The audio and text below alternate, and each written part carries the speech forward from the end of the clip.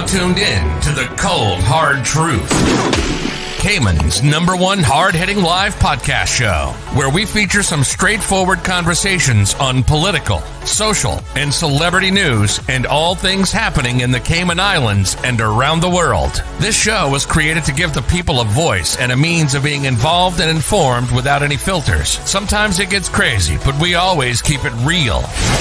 We bring you the tea, piping hot, so grab your favorite beverage and join the conversation via WhatsApp at 324-1612. Email tips at CaymanMarlRoad.com. Now, here's your host, Sandy Hill, broadcasting live from the beautiful Cayman Islands.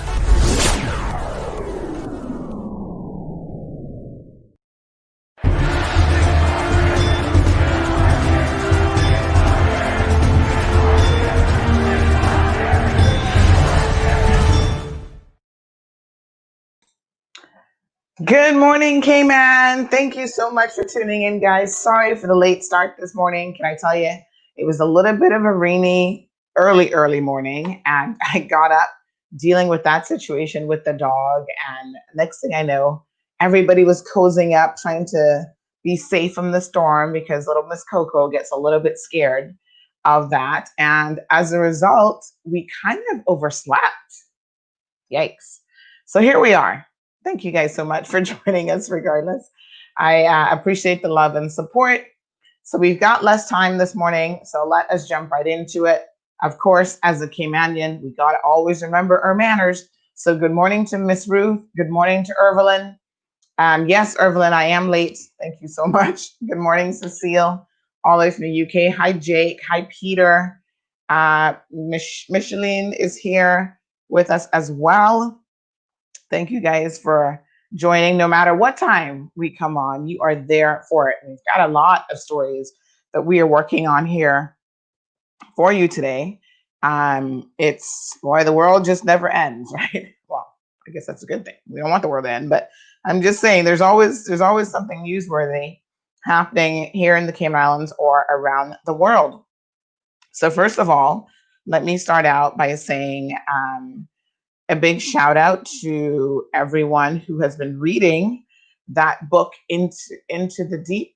Is that what it's called? Into Deep. By our own, I guess we got to clean him, drug lord, Mr. Lee Rich. And it has been quite an interesting book. And someone said to me, man, Sandy, you have just helped to single-handedly shoot this guy's sales through the roof because of you discussing this and because of your article. Literally every single person is reading this book and people are so into it. One person messaged me and they said that they had reached to chapter, let me see. They had reached to chapter, I think 10 or something. No, chapter 4, my apologies. So they're still moving pretty quickly. They've confiscated their daughter's her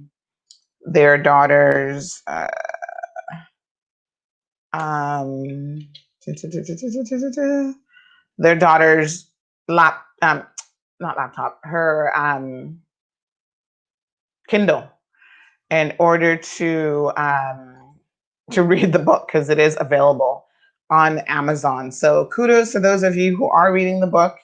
Again, some of you I saw questioning when we had posted the story on social media, why are we having this discussion? What's the big deal? Blah, blah, blah. And listen, it is a part of our history, folks.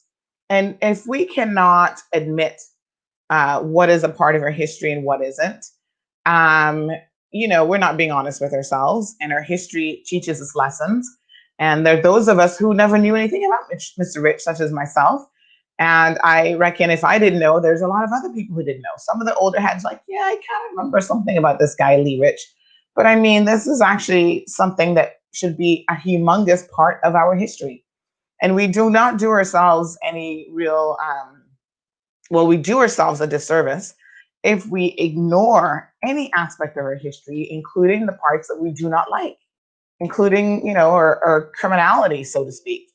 And I tell you what, at the end of the day, as Caymanians, we have to really comprehend how this country was built. Because the truth of the matter is there are a lot of businesses here in the Cayman Islands that would have been built, my apologies, the foundation of them from drug money, like not necessarily the exact drug money that Mr. Rich had, but drug money like what Mr. Rich would have had access to. And everything from, whatever proceeds came out of that. It's called proceeds of criminal conduct, folks. And if we're not willing to admit that this was part of our history, I'm in total agreement that certainly we're not flagrantly doing it now like how we used to. However, at the end of the day, it still happened. And so what's wrong with this man sharing his story? Because someone's like, oh, why is, this is an old book, whatever. And it's actually not an old book. It is brand new, brand spanking new. And I dare say, if you went through and you read the Senate hearings like I did yesterday, I read some of them, you get a glimpse of exactly what happened. But this book of his goes into a lot more than that. This tells a little bit about who he is, where he's come from, what his upbringing was, which I thought was very, very interesting. Like he acknowledges, in fact, that he had a very good childhood, that he was not a troubled teen. It wasn't like, his parents didn't give him probably everything that he ever wanted. That wasn't this type of story. He didn't become a drug baron out of financial desperation. It was more like financial greed. I mean, it is what it is. And just having been in the wrong places at the wrong time connected him to those individuals who were able to position him. And it was just, to be honest, it was just timing. In the late to mid 70s, I guess was the perfect time to get into the drug world. I mean, I don't want to say that like this is a legit business, but you know what I mean? In terms of if you wanted to make money and whatever, but like every gangster throughout history, it never ends well. You always end up going to jail. You always end up getting killed. And so he's been lucky to have survived into his 60s and to be able to tell this really, what I think is amazing historical story from the viewpoint of someone who's lived it. He hasn't told his story. So when I read some of the comments like, oh, why are we hearing this? We're hearing this directly from the man's mouth. He has made history as being one of the biggest drug busts in the entire United States of America, and definitely one of the biggest marijuana busts, and definitely the biggest one linked to the Cayman Islands. Let's not forget that. And he wasn't just a gangster from, places that we traditionally want to think about here in Cayman, or from Goat Yard or from Dog City or whatever. This dude was a proper Cayman Bracker, as far as I'm concerned. And that in and of itself is very, very interesting. And he helped to line the pockets of people who are well connected in this country. Business owners, they already own businesses. They already owned a shipping company. But, reports on the streets are that he also helped to establish other businesses that in this day and age, we think is very legitimate family businesses that have been around for 30, 40 years. But how did they get their start? Where did the money come from? And if you talk to people who claim to be in the know, and I'm not one of them on this topic because I wasn't even around then, but when you talk to those persons, they say, yeah, boy, that drug money spread far and near. And there were a lot of people who benefited from that. And that is why they have the businesses and the property, et cetera, that they now have. And so that's part of our history, folks. And it is what it is. And if you deny your history, I hate to tell you, but you will never be in a position to live an authentic life. So yeah, I'm all for being very, very honest, as you guys well know on this program. So it has been the talk. We were having a discussion yesterday with a few of my family members and colleagues. And in fact, just random strangers called me yesterday, which was so crazy, saying to me, wow, you've actually touched on this story. They were going to read the book. They're fascinated to read the book. And at the end of the day, their fascination, because they actually knew the guy or they knew some of the history, like they may have had, worked in the bank, for example, and they were part of counting all that money, which I think is amazing. And back in those days, my understanding is the money was actually hand counted. It was not, they didn't have the machines yet. They would be locked in the vault with money that they had no clue even how much money it was. The people who were bringing it in didn't have any clue either. Because remember now, these guys, if they had time to sit down and count it themselves, um, you know, they probably wouldn't have had a whole lot of time to make more money. So they would hire people to do all of the counting for them. And when they would bring it here in the Cayman Islands, they would literally stuff the money in suitcases. They maybe had a rough estimate, like, oh, maybe this is $250,000, 500 grand, whatever. And somebody else did the manual labor of counting the money by hand, folks. Like, and the faster you were at counting it, I guess, the more of an asset you were to the bank and certainly to the illicit people involved in this type of thing. And sometimes they drop you a little bonus. Like sometimes, everybody who was counting that day might get a $10,000, $20,000 cash drop in their hands. And that is part of our history, folks. So let's not deny our history. Let's not talk about, oh, the 80s was such a long time ago. Really, people? Really? Yes, that's why we can deny what happened to African Americans in the 50s and 60s. Oh, that was such a long time ago. That was old history. There's no such thing as old history, first of all. And if it still impacts your life in this day and age, it is still very much part of your history. And so I dare say that this is still very much impacting our lives. And in fact, from what I understand, like I said, not only were businesses profiting off of this drug money, but there is still very much an active drug trade that seems to be untouchable from my sources in Cayman Brac. Now, I know we all like to think that Cayman Brac is this sleepy little town and there's not much that's going on there. But what my sources have told me is that there's some big drug runners in the Brac who bringing it in through the Brac. And they will tell police officers, you can't arrest me because this will go nowhere. So even if the police officer does an arrest, all of a sudden the accusation of, oh, this person had tons of cocaine and all this kind of stuff gets dwindled down to, no. It was just a few spliffs. And you can see how it goes from, being a big deal to being watered down in a way that could never happen on Grand Cayman. And so I think that people need to start paying more attention to our history and what is happening in the here and now, but how our history has shaped, where we are and who we are as a people. Because we need to shape that up. This type of drug activity never benefits anyone. And I don't care what people think about marijuana or cocaine or whatever. These drugs are harmful because with them come other elements of criminality. And so when you hear that, there are government road workers in the Brac who are part of this distribution or whatever drug kingpin they have there, helping them to move the drugs, you should be extremely concerned about this sort of thing. So yes, let's see some of your comments. Thank you so much. Charles is joining us. Nikki's here. Good morning, Indira. Thank you, darling, for joining us as well. Siobhan, beautiful Siobhan is logged in. Charles says, have no fear, Charlie's here. Good morning to Atlas. Louis, how are you? Louis says, rainy day, but the garden needs it too. Absolutely. Louis says, I'm reading it now. I always say dream big, and he lived it. Athel says, good morning. You're the best. Thank you so much, Athel. Olivia, good morning to you. Hi, Christopher. What's up? Good morning. Catherine says, I came to Cayman in 1981 and had already heard about him. The older people know about him. Yes. I think for me personally, I was away at that time, so I wouldn't have really heard much about him. Sophia, good morning to you. Charles say they remember him lying. And Charles also says Caymanians are the best at denying their history. Athel agrees with him. Yeah, and Athel says that he had a kind heart, though, despite, however, whatever he was doing. And, this is interesting because, like I said, people can be, I say to people, listen, we're all very complex individuals. We are what I call 360, right? We're multi-dimensional.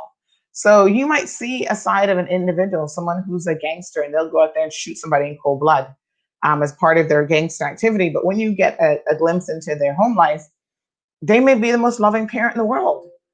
Everybody has different facets of their personality. We're all different. We're very complex people. So, I haven't I haven't gotten into the book too deep yet, but I don't know how violent his dealings were in terms of the drug. It doesn't sound like he was going around shooting and killing people, although a lot of times that goes hand in hand with trying to control your drug empire. I think, again, for him, he may have just been fortunate enough where the drug empire just landed in his hands. Now, the interesting thing with his Senate, you know, testimonies, he was saying how he was starting to get into cocaine. Now, of course, we know the cocaine was a very, very, what do we call it? Violent game. Like, I think why so many of us, I think what John Smith was saying yesterday, um, something about, cocaine was as big as or marijuana, sorry, wasn't as big as cocaine. I don't think that that's what it was. I think that when people came on the scene for cocaine, they were very different, and there was a real war on for the gangsters to control the cocaine industry, and so they did any and everything to be able to do that. So the violence involved in the cocaine industry was at a very different level. And so, yes, I mean, I dare say that, we remember the gang wars of the 1980s that were directly connected to the cocaine importation and trying to control the imports and trying to stop the imports in terms of the police officers. And countless people lost their lives. I mean, it was so bad. You guys got to go watch some of the documentaries on this, because it was so bad that the morgue in Miami ran out of body bags and ran out of places to put these bodies. Like, they were just, it's kind of like COVID-19. They were just kind of piling them up because Miami-Dade did not have the resources to deal with the influx of violence and murder that was happening right in their doorsteps. And there were some very famous hits. I mean, there's one at like a Miami mall where they just went in the middle of the day and shot up the whole place just to kill like one or two people. And so, this was a level of lawlessness that I don't want to say the Americans had not been used to, but traditionally you would have seen, like in New York and that area, with the gangsters that controlled, from the Al Capones and whatever, because they'd go and shoot you up same way. So, I mean, let's not pretend that in terms of American history that their violence is actually anything new. In fact, their violence is a direct response to a very violent start to begin with. And there's always been, Americans have always been gun-toting, a little bit of, what do I want to call them? They're not really gangsters, but they've just been rebels, gun-toting rebels, and they'll shoot you for little or nothing. And that still continues to this day. I was just reading an article a couple of days ago where a poor guy at the Burger King or something, the drive-through, lost his life because he didn't serve someone the right way, and they got really upset. And as a result of them getting upset, they went and called their boyfriend, who came back and put the guy in a chokehold and then shot him dead. And I'm thinking, who does this kind of craziness? America. Okay.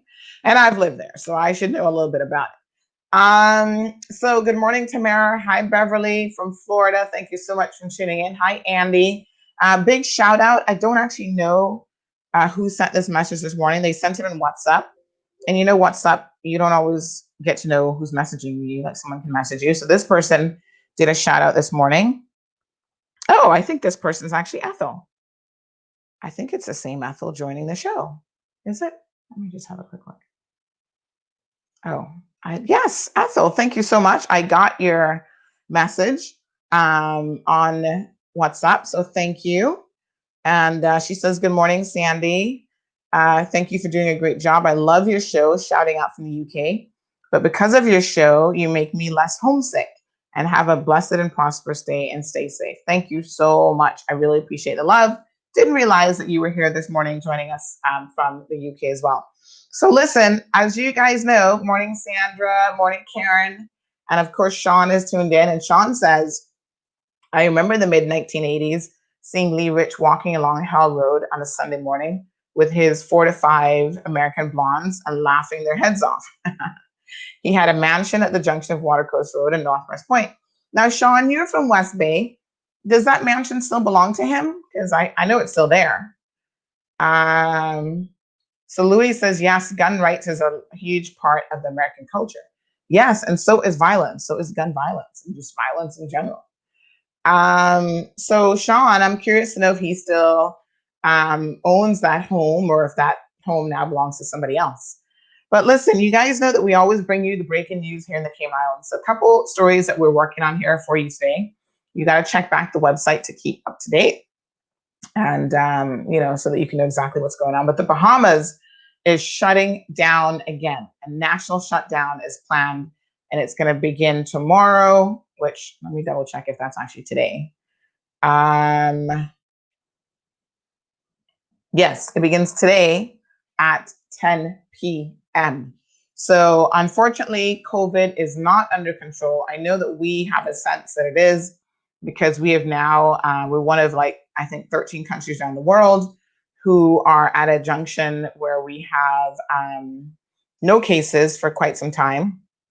However, those countries that have reopened their borders, such as the Bahamas, are now having to shut back down. So they're going, remember I told you guys a couple weeks ago that they decided to, kick the Americans back out and say no more Americans, we're closing to the Americans. However, because of those few cases that they already had brought in, they're now finding themselves in a really bad predicament. There are no ICU beds in the Bahamas. They're now all full. And so as a result, they're now shutting the country back down. And they have over 108,000 persons who are on some sort of food support and needing support from the government of that country. So folks, all I can tell you is we are supposed to be planning to open our borders in less than a month. I still remain very firm in believing that it's too soon, considering what's happening around the world, and that we are making a dire mistake. Now, if I know one thing about Alden, once he has made up his mind to do something, he's going to do it come hell or high water. And so if they've already made up their mind that we're going to open the borders, they say that they're going to do this phased approach. It looks like to me that we're putting our high hopes on this concept of what's it called? Of the bio button being our grace, our saving grace. I guess we'll have to see, exactly how that works out for us. I don't think that technology will be as much of a saving grace as just keeping your borders closed a little bit longer. Give these countries an opportunity to get themselves sorted out, and then we can take it from there. So the other thing that we're working on this morning, Boeing, continues to have a plethora of issues. So even if we were open, we'd be struggling with Boeing as just one of those ongoing problems. And evidently, they now have decided to introduce 4 new design changes. And the FAA, which is the Federal Aviation Administration, are actually looking at those changes very carefully. And they proposed a new airworthiness directive yesterday that will target the MAX 8s. So you guys remember Cayman Airways had ordered, I think we ordered 3 or 4 of these MAX 8s, and 1 or 2 were delivered and have been sitting on our tarmac. And then at some point last year, we were the first ones to tell you that they were being sent back. I don't know if they ended up going to Boeing, or sometimes they send them to basically a graveyard, so to speak, or holding facility. It's an old Air Force base for planes. And so, when you have a plane like the 737 MAX, it is meant to fly.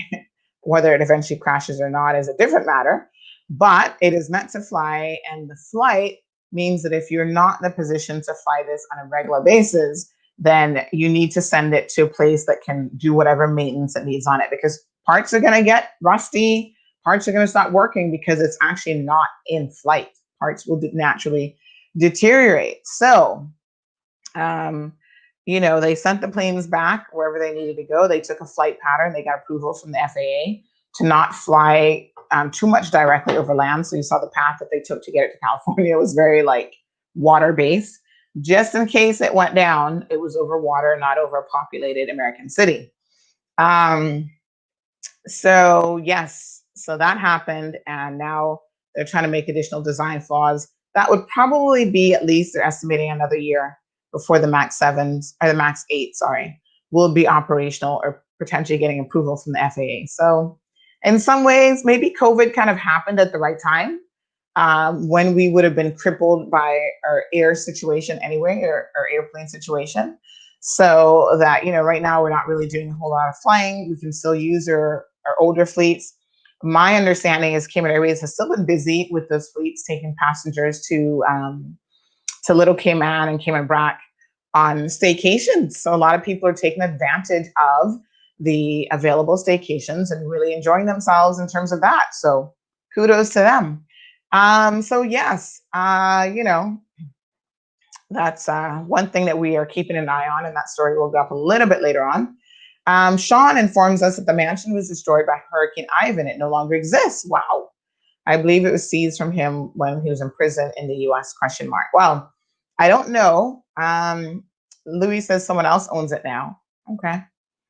Because what a lot of these guys do is they put their property and money and other things in the names of other people, so that when it comes down to it, and I mean, Lee admits this himself as I was reading the introductory part of his transcript yesterday, he talked about his uncle, which seems to be an uncle by law, who, he bought 10 acres from in the mountains in, was it North Carolina? $40,000 cash delivered by courier. Like, that's not a red flag. Like, come on, folks. The uncle well knew something was up, even if he didn't know that he was actually in the drug business. Like, who just comes and drops 40 grand in cash on you? Anyway, and the uncle ended up double crossing him and not giving him the land in the end. I wonder how the uncle ended up. And I'm curious to know if Lee ever addresses what eventually happens to the uncle. Because, it's kind of like, it's an interesting thing. Like, there's no honor amongst thieves, is what they say. So when you're in the world of criminality, normally no one has a moral compass.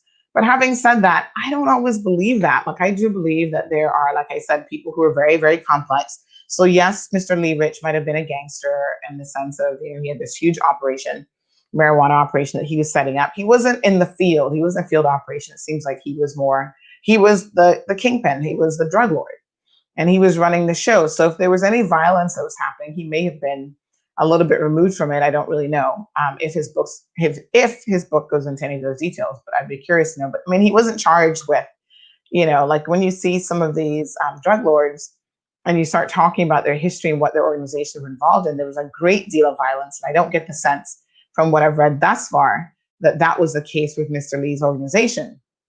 However, there's always some measure of violence involved, right? So, I could see him being a very likable person. Like, someone sent me a picture of him yesterday, and I could totally see him being very charismatic. He seems like he's a very tall guy, and he's probably really nice. So when you talk about seeing him hanging out with all of these blondes on his arms and whatever, like, he was living the, I guess, epitome of the gangster lifestyle, like what gangsters envision for themselves. And of course, like I said, they always know that one day it's going to end. It's going to come ceremoniously toppling down. I've always thought that, if I were a gangster, I would be like the most undercover gangster in the world. Like, being flashy, having a big house, having all these things, like, it only draws attention to the fact that you're doing something, because everyone is, how did she get money? Where's this money coming from? And you see people who go overseas with not a dime in their pocket, and then all of a sudden they come back to the Cayman Islands. They're able to set up some of the biggest businesses on Cayman Brac, Little Cayman, or even here. And you kind of wonder, how did that work? What kind of business were they really in? So it certainly leaves a lot of questions to the imagination. But, I guess for most gangsters, the draw in that lifestyle is that you can live large. You want to have all of the nice things, the Lamborghini, the Ferrari.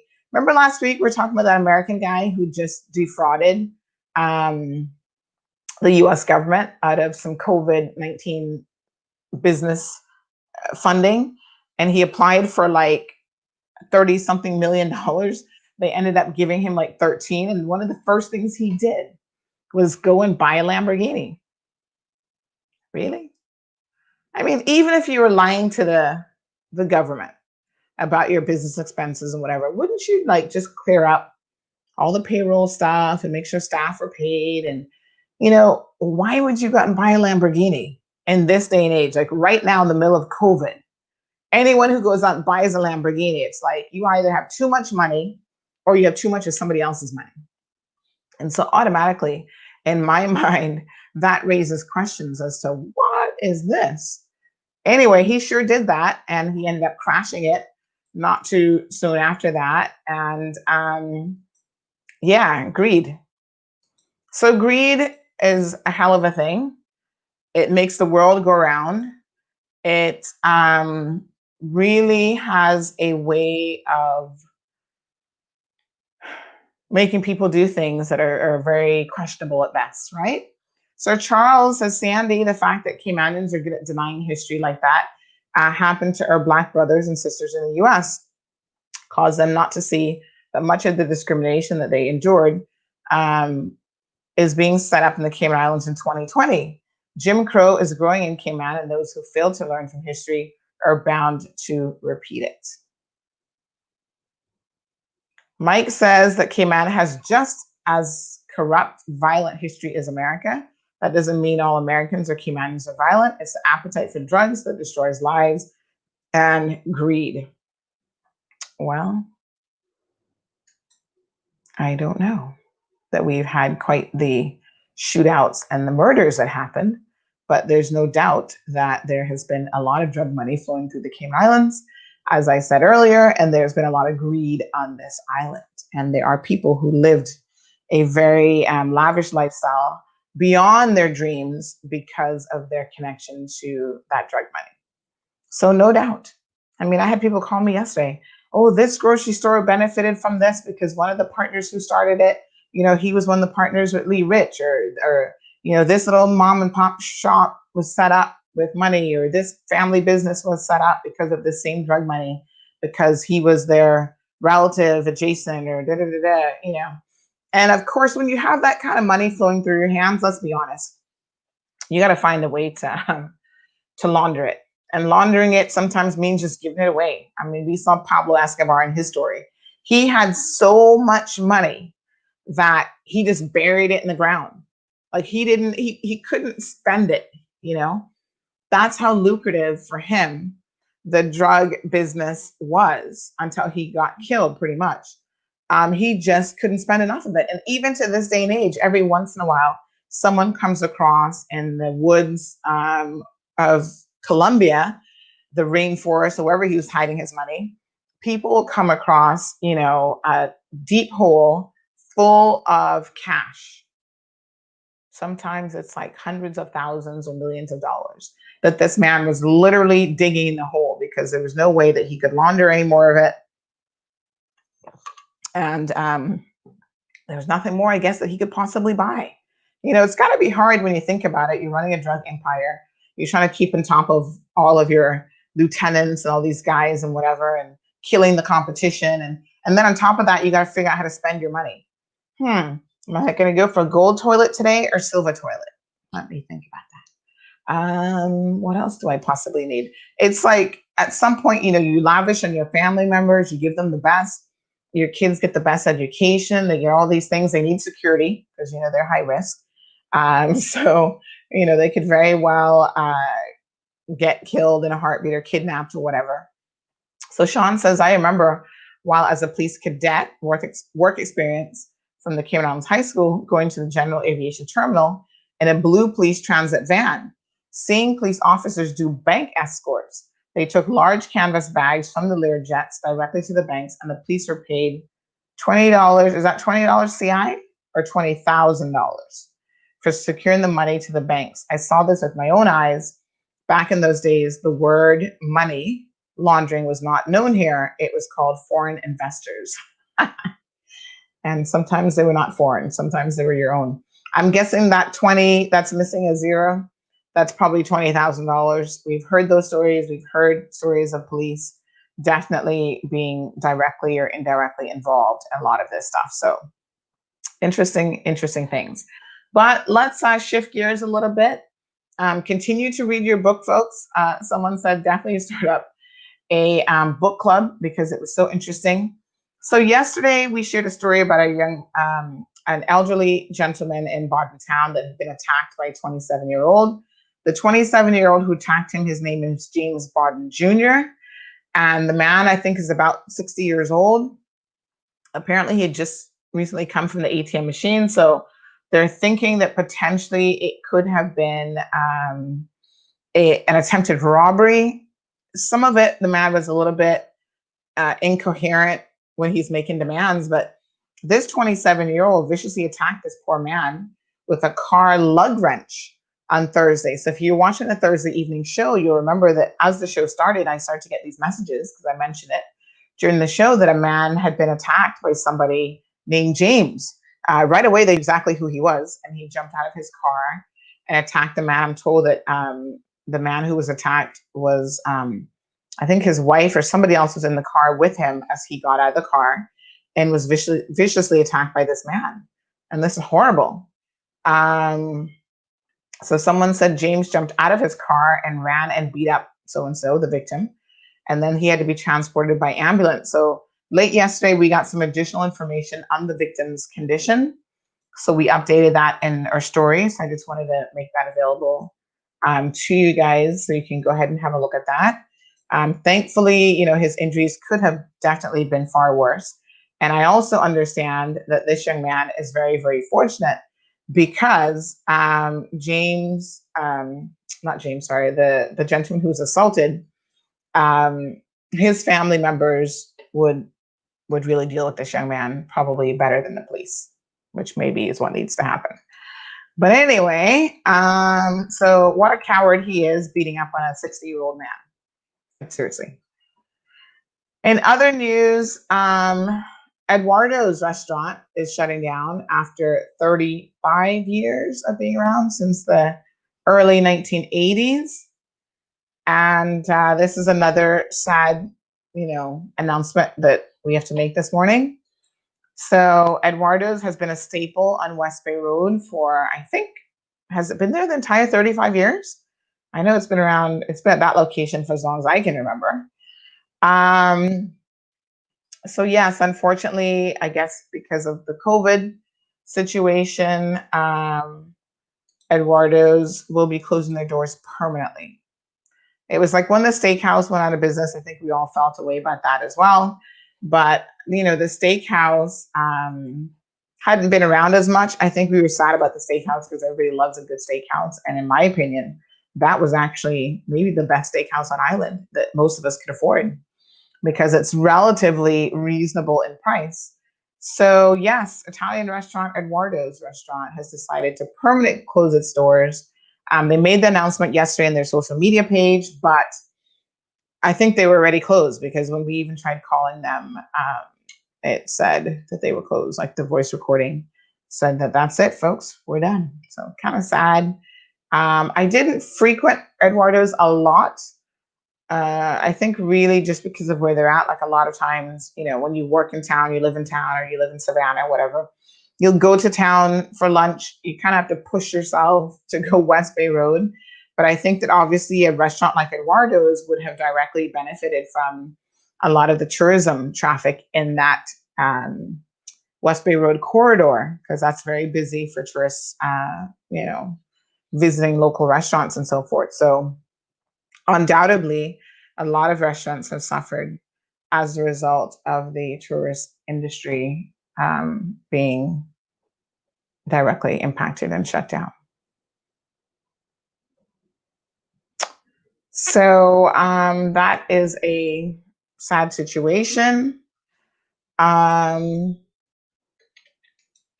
me just see. So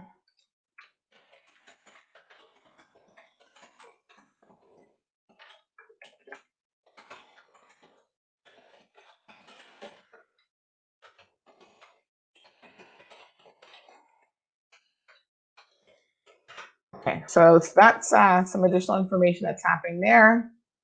So Jamaica continues to, I guess, work with their numbers in terms of COVID. They've had 2 deaths now in one day, which brings their death total up to, let me see what the total numbers are. Now 12. One person who died was a 64-year-old man from Clarendon, and the other is a 73-year-old female from St. Thomas. And then they have several new cases ranging from age 13 all the way up to 73. So I think they're almost at 1,000 cases. There are 894 cases and growing. So most of the cases now are being imported because they've opened their borders. All right. So good morning, Marshall. Let me see. Good morning, Audrey and Sue. Sue says there's still a lot of money laundering going on now. Now we're a bit more sophisticated, folks, with what we do and how we do it. So there are financial instruments that allow money to be laundered, perhaps in a little bit of a more sophisticated manner. We've had some, no doubt, some high profile cases. A lot of people fell for this Bitcoin scam that was going around. And of course, that's not been a pleasant situation.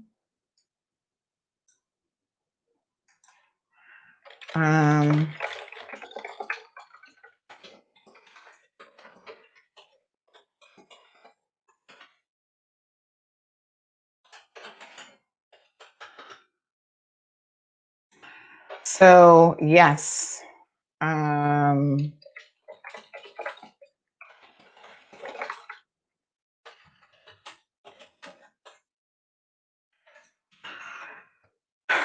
you know, I want to say this because this got me to thinking a little bit yesterday about what's his name? Bryce Marin. And he is, I'm not going to compare him to Lee Rich because obviously he wasn't that rich, no pun intended. But he is an example of someone who comes from what we would consider a very good home and family and a privileged background. And I'm sure his life is parallel to Mr. Rich in the sense that, you know, he grew up in a good home. You know, these are not troubled teens in that sense of the word. So it's so funny to me how we would look at certain individuals, oh yeah, that person's always been a troublemaker and they were always in trouble and, you know, they're going to be locked up in prison for the rest of their lives. And there's still people who get the benefit of everything that life has to offer. They grew up in good homes. They're not subjected to abuse. They have, you know, every available opportunity in life. There are family businesses there for them. What more could you ask for? Like, you don't even have to do much. You know, it's like growing up with Donald Trump. From the time you're a baby, your dad is literally giving you interest off of his rental property. Well, just keep your nose clean. Do the right thing. Like, to me, it cannot be that hard when you're growing up in these privileged surroundings. So I'm a bit more personally insulted and aggrieved by people who do the right thing, who've had the benefit of all of these opportunities in their lives. You know, when you grew up poor and you have no opportunities and you have to go out there and hustle, if something comes your way that is illegal or illicit or a quick buck, you're more inclined to jump on it because you've never had all those things. So the glitter of the gold, right? And then you find out that it's not really gold, it's all gold plated kind of a situation. But I would understand those types of situations more than people who have had a silver spoon. It may not have been a gold spoon in their mouths, but nonetheless, they've had more opportunities than most of us. And yet, amazingly, those individuals still manage to make some of the poorest choices ever. So good morning to Miss Joy. I don't know what to say about this. I mean, to me, it's it's insulting, that you then get involved in criminality. Now, what I find interesting though is a lot of us are willing to give these people a pass who fall into this bit of a privilege um, category. And funny enough, it's part of their very privilege that allows them to get a pass, even when they've done something. So, you guys know that Bryce was involved in trying to launder money. He didn't get, well, we don't know how far he got. Let's put it that way. We know he may have made some strides, but we don't know exactly, how far he actually got. We know that that particular situation he was trying to set up did not end up working for him. And what I would encourage you guys to do is go and have a read of, and I'm just looking at some of these court cases here, have a read of and have a look at the documentation that the US government would have submitted for his case. And you get a real eye opener into what Bryce Marin was doing. And so when it's time for him to come back, I saw a very interesting phenomenon happen where a lot of you were praising him, and it was like the return of a national hero. And I'm thinking, who does this? Like, Caymanians are really something else, And so, yes, I get that he's family to a lot of you and that he's a nice guy. A lot of gangsters, like I said, might have been nice guys. Al Capone might have been a nice guy for all we know. Who knows? But when you do the crime, you do the time. And part of, in my mind, of doing the time is not coming back out in society and everybody acting like you did nothing wrong and everything's kosher and everything's perfect and you're a perfect person and you're all good. And I kind of got the sense with that with Bryce. I mean, lucky for him, again, he doesn't really have to, he's coming right back into the family business. He doesn't have to worry about anything. Things are going to be taken care of for him. He had friends who could afford and family who could afford to visit him in Puerto Rico. He got the benefit of the best legal defense to the point where even after he had agreed to a plea deal, with the Americans, he then had the money to waste and going back on the plea deal, claiming that, they gave him too much of a sentence or something ridiculous, but he agreed to that. So, I'm just like, I don't really warm up to these types of shenanigans. Like, I don't think that he should be treated any differently than what's the gangster that died the other day in Cayman? Help me remember his name now. Oh gosh, he died of cancer. I think it was last year. Black guy from town. Can't remember his name right now, but you guys know what I'm talking about, right? It was on the tip of my tongue just now. Sheldon Brown, right? So I don't see him any different than a Sheldon Brown. What's the difference? But hey, the difference is when you grow up in privilege, when you grow up in, having all of these things available to you, what's the big deal? You're like, people are supposed to forget. And that's just what it is.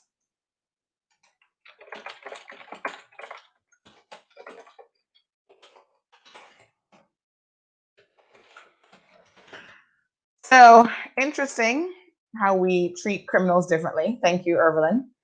Even when they come out of prison and they've served their time, Sheldon Brown didn't have the benefit of, going back into a family business to keep him out of the criminal life. This is a thing. People like Bryce, why would he need to launder money to begin with? He didn't have to do any of that, regardless of what he may or may not have been doing. I don't care if you got a cocaine problem or whatever. Your family, when you have that kind of a family, will normally always see to it that you are taken care of, And so what's the issue really? Just keep yourself straight. And despite that, they're still not able to do that. And I find that sometimes it's because of an addiction that they are fighting with. and that makes them make really stupid decisions. I don't really know why Bryce decided to try to launder money, or where he was even getting this money from. Was he in the drug running business, and we just don't know a whole lot more about that. So sometimes that's happening. There's other criminal activity there. Sean says back in the 80s, it was common knowledge who the lawyers and bankers were that laundered the green cabbage into the Cayman Islands. Oh, I've never heard that term before. Green cabbage. Someone did just share, however, an excerpt from his book, and we will continue to read these excerpts from Into Deep. This one says that they would use a commercial airlines. This is page, I don't know what page this is in the book. Nonetheless, it says that they would use the commercial airlines or using the old red carpet airlines going back to Grand Cayman. Now, I have never heard of red carpet airlines until yesterday in relation to this book. I hadn't seen it in the book, but someone mentioned it to me, and I'm like, what is red carpet airlines? And they were like, basically, that was the predecessor to Cayman Airways. And once again, people are saying that they benefited from a lot of the drug activity that was happening. And they were like, who set up red carpet airlines, and how did they get the funding to even buy a plane and buy it? Like people would say, businesses in Cayman, back then the population was like 10,000 people. And there were businesses in Cayman that were so overly lavish and so exquisite. It was the equivalent of having like an expensive sushi house in the Cayman Islands to serve a population of 10,000 persons. And the majority of those persons don't have the money to even go to your sushi house. And you imported like chefs from Japan, the best sushi chefs in the world, and like decor directly from Japan. And, it was like, who can afford to do all of that? Like, it was almost like you're looking for a reason to spend money. Most businesses, when you set up a business, everybody's looking to cut money and to cut corners or to see where they can be as, fiscal as possible with their money, because you don't have an unlimitless account. But with some of these businesses that were set up in the early 80s, from restaurants to other types of businesses, they were set up in such a lavish way that it became very, very apparent that somebody was trying hard to spend money. So this goes on to say we would go in and out, and we'd mainly use the Bank of Nova Scotia and Barclays Bank. And again, I believe this dude because that's what he told the Senate committee back in the 1980s when he got caught and he was testifying before them. He says where they were happy to take cash deposits and earn their 1% counting fee. It was long hours counting all this money for these banks, and so you soon had to gain the trust of either the bank president or the girls counting. What did I tell you? They were giving them $20,000 bonuses. In those days, most of them working in those banks were local girls sworn to secrecy. My job was to go about getting to know a lot of them. You see that?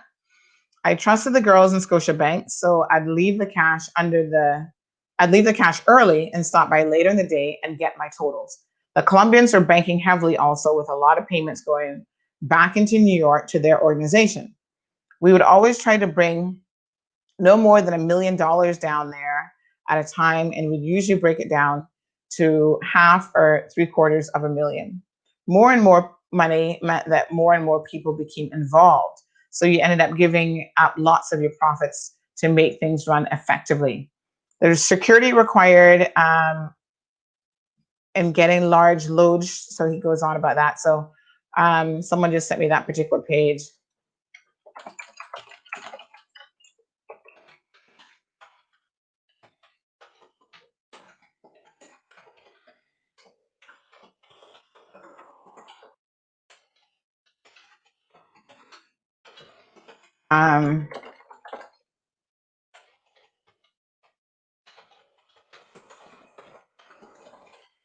Yeah. Listen, everybody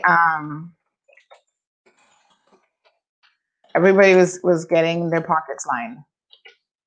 And it reminds me, like I said, I left Cayman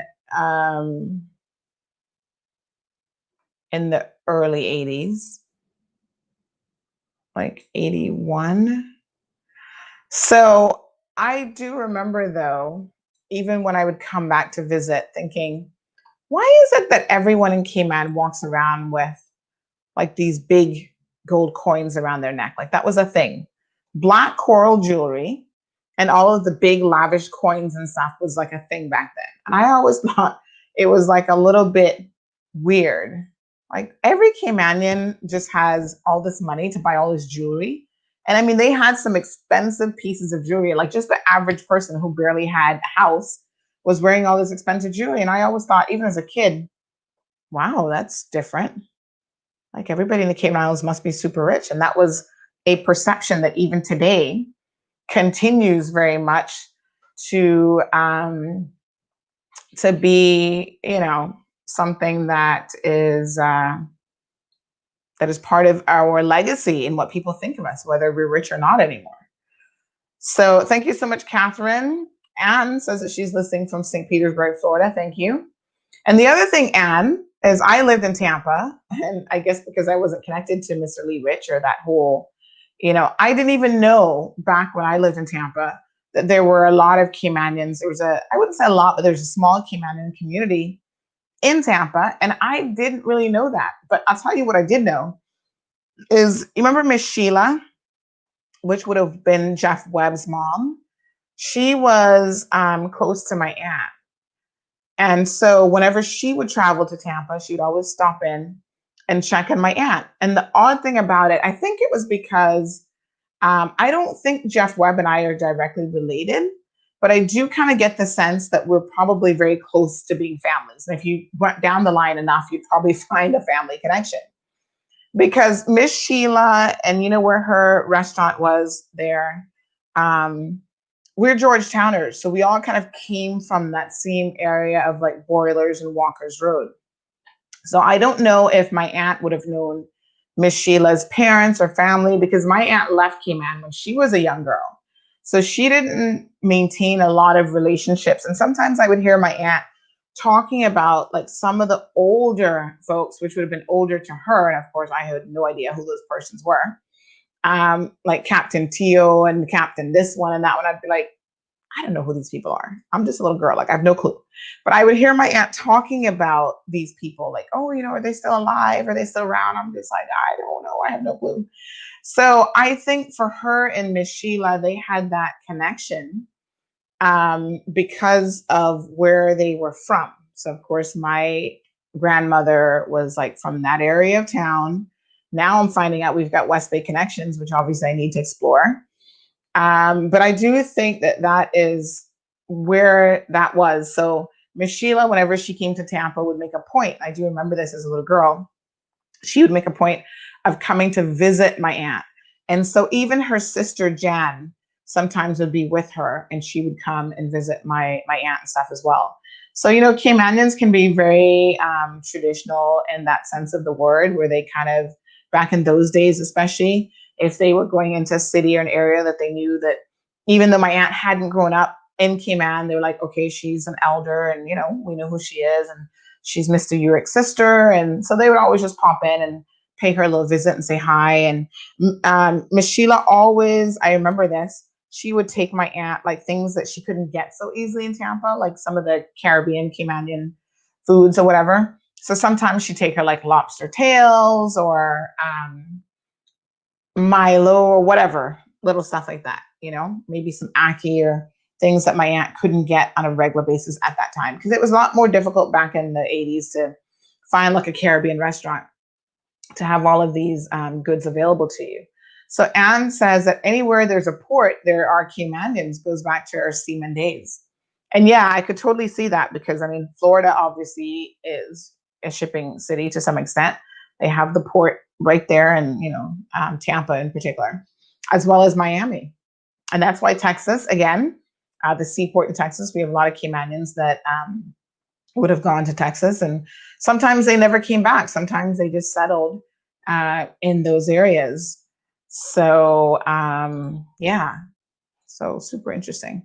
So thank you for sharing that to the person on WhatsApp who just sent me that.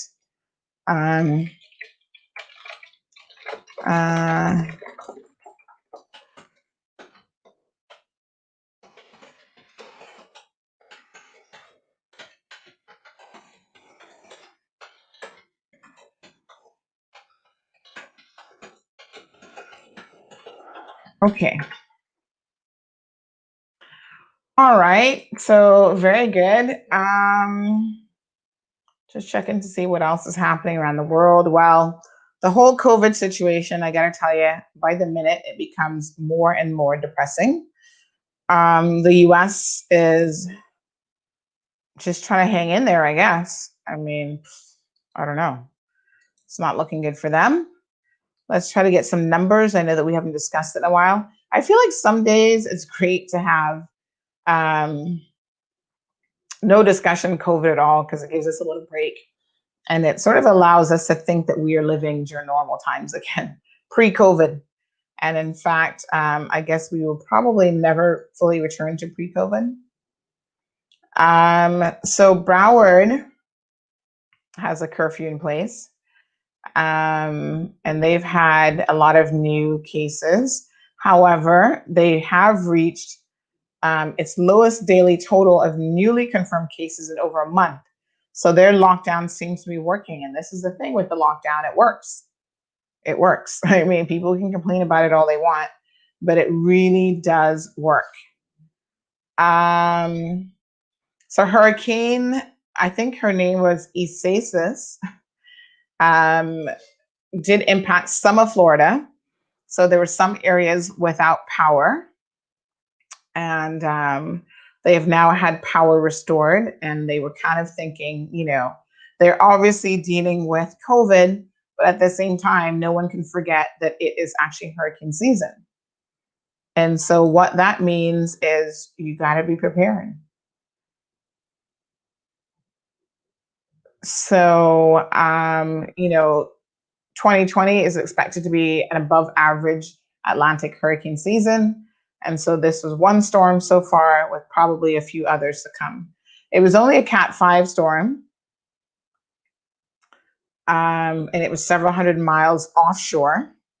But still, it gave South Florida the opportunity to think about what they needed to do to get ready for hurricane season. So we saw some footage of people like going out and buying plywood and that sort of thing if they lived in the coastal region. So they were thankful, I suppose, that it was no worse than that. And, they were able to ride through that with ease. Let me just see what else we've got here. So I keep saying to you guys that there are certain businesses that are doing really well right now, despite things like tourism, being down and so forth. Apparently, U.S. manufacturing is at a 15-month high. So not entirely surprising, I suppose. Construction here in Cayman is up 25-30%. I think this week the cement issue hopefully will be resolved, where there'll be cement back on island because they had literally run out. And as we indicated last week, the cement does come in from Mexico. So Isasis, I don't know if we're pronouncing her name correctly, she made landfall in North Carolina last night as a Category 1 hurricane. And of course, that means a lot of rain for the Northeast region. And a lot of rain for them is probably not always a good thing because they have flooding that happens quite easily, in fact. So there's been a number of corona outbreaks, back to school outbreaks, camp outbreaks, and so on. So we'll discuss some of those this evening because remember, today is Tuesday. And so we do have an evening show. And we will go into some of those details on the evening show, which set your clocks, set your calendars for 7 p.m. tonight. So we're going to end a little bit early. Thank you guys so much for tuning in. Krista, good morning. Happy Tuesday to you. Anne says, hey, our numbers are down. Okay, so Anne, they're having some phone issues maybe in her area. Storms in New York today. Larry, I'm not surprised by that because you would be getting remnants of the storm for sure. Yes. So President Trump, just as an aside to end the program, continues his level of ridiculousness. And he has taken on TikTok. I don't know why. I need to read up on this because I don't know what his issue is with TikTok. But he wants, I guess because it's a Chinese owned app and he's all out to get the Chinese right now. He wants TikTok banned in the US, and he's talked about trying to have that done. And now he's saying that maybe, because he knows he can't ban it, but now he's saying that maybe what he could do is he says that TikTok would shut down on the 15th of September, according to him, unless Microsoft or another company purchased it. Okay, President Trump. In any event, you guys have a beautiful day. We will be back here this evening at 7 p.m. with more of the cold hard truth for you. Be safe. Thank you for tuning in to another edition of the Cold Hard Truth. Make sure to check Facebook for showtimes and more information and the latest news at CaymanMarlRoad.com. Subscribe to our IG and Facebook pages to get the latest happenings.